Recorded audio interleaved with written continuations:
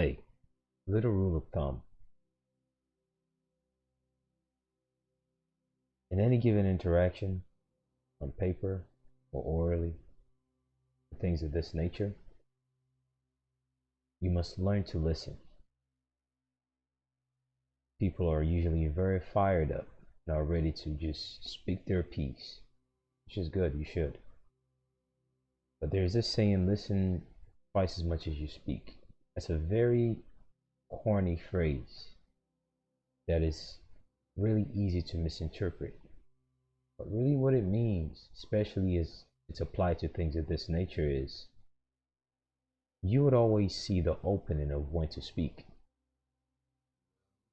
Not necessarily when someone pauses as they speak, but more so, they will give you the artillery to use against them, and they will tell you what their intent is. But even more so,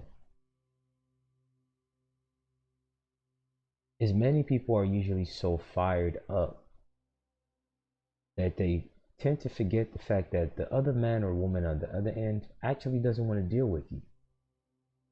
They would rather deal with the basic, mundane, everyday man or woman who just want to lay down, face down, ass up. So usually they would always want to run away. But what you have to realize is they will structure things in a way that lets you know that they don't want to do this. And you have to ride that wave.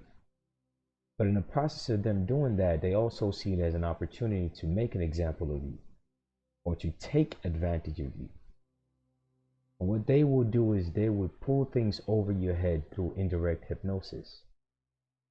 There's a thing in hypnosis whereby if you get someone to say yes at least 3 or 4 times, whether or not you think you're on your path to doing what you're saying, if at any given time they can get you to say yes, okay, or nod to agree, at least 3 times in a row or within certain intervals, like the Fibonacci sequence, if they get you to respond yes in that sequence, your mind is always going to be mutable to them. And even though you think you got something going on, they will control the pace of the conversation. Be firm, be solid. But always remember that they really don't want to deal with you. Believe it or not, they don't want to. And because of that, don't always be eager to open your mouth because you always have the advantage. And they know it. Along the same line, if they realize that you don't know the advantage that you have because you just want to yap your mouth, you just want to run your mouth, you just want to listen to yourself talk, that gives them motivation to take advantage of you. Because if you know, you won't keep running your mouth. And when you do open your mouth, you already have more power within those short period of time that you spoke compared to a longer period of time of you just going on and on. Learn to not be acclimated to speaking your piece.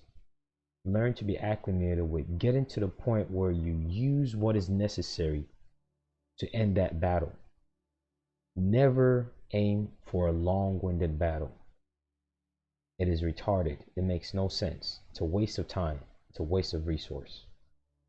Although if they want to get you there, make sure you know how to hold them liable. So in the process of that, you don't actually waste your own time and resource because you know what you're doing.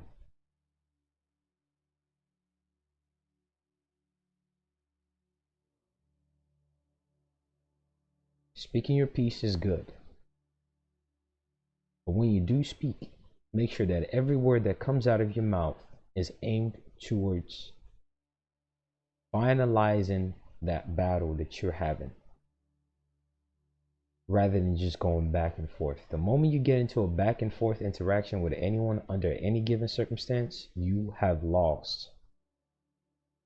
Because usually the man or woman on the other side who has no advantage over you, the only thing that they can have or get a grasp of to have a slight advantage is you and you're a distraction. The moment you're going back and forth, you have effectively been distracted. There's no negotiations, there's no ifs, there's no buts. It is exactly what it is. And there are 1,000 ways to distract you from what it is, or how you think it is what it is. And the moment someone, within the first time they interact with you, the moment they figure that out, they will ride it all the way home. They will take full advantage of that. So don't get lost in just hearing yourself talk. Don't get lost in just being in the mode of constantly being defensive, constantly trying to ask questions to do this and do that. State what it is, make your demand, and give them options. Otherwise, enforce the categories behind those options. But then again, how can you give options and enforce the categories under those options if you don't know what you're doing? If you don't know what you're doing, you be going on and on and on. And then they know, oh, you really can't hold me liable. Fine, I'll waste your time and I'll make some money from it while I'm at it. That's how they view it.